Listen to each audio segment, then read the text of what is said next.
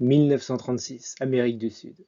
Un chasseur de trésors du nom d'Indiana Jones s'empare d'une idole dorée dans un temple abandonné, mais s'envoie déposséder par son concurrent qui l'attendait à la sortie avec des renforts peu amicaux. Ce nouveau défi est en effet un petit clin d'œil à cette première scène du film Les Aventuriers de l'Arche perdue, et vous verrez, il n'est pas si difficile.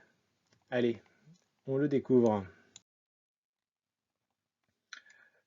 Une ligne droite, un trésor au milieu et un archer, un compère, à l'autre bout du chemin. Et comme d'habitude, je vais vous poser toujours la même question. Où est la difficulté? Quel est le problème? N'hésitez pas à mettre pause si vous voulez réfléchir avant que je donne la réponse, mais le problème ici, simplement, c'est le manque de briques avance, qui va nous obliger à utiliser une répétition, peut-être même plusieurs répétitions. Une première idée, assez bourrine à vrai dire, ne nécessiterait que 4 briques. Répétez 7 fois l'ensemble d'instructions avance, creuse. Bref, on creuserait à chaque case jusqu'à retrouver son compère. Bon, ça fonctionne, admettons. Mais ce n'est pas terrible de creuser un trou avec un énorme trésor sous le bras. C'est pour ça qu'on va quand même essayer de détailler un petit peu plus une autre stratégie.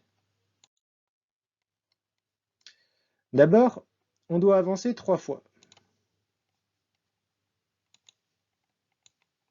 1, 2 et 3.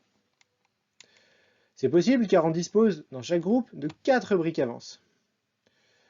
On va alors creuser et répéter la dernière brique avance avec le bloc répétition. Combien de fois? 1, 2, 3 et 4. On aura au total avancé de 7 cases, ce qui est bien le même nombre que celui sur le schéma. On se retrouvera alors sur la même case que l'autre archer.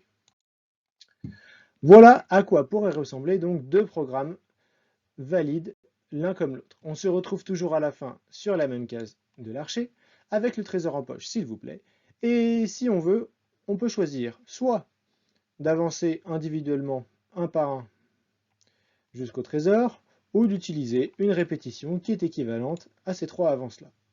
Ceci dit, on a le même nombre de briques dans l'un cas comme dans l'autre, c'est-à-dire 7 briques, 7 lignes. C'est le programme minimum, sauf si on veut creuser à chaque fois, ce qui est un petit peu pénible. Donc voilà, c'est simple, c'était rapide, et ce défi permet surtout de continuer à se familiariser avec les boucles, et rappeler aussi que le fait de récupérer le trésor ne signifie pas toujours que le programme est terminé. Parfois, il y a d'autres choses à faire après, ne l'oublions pas. Merci et à bientôt.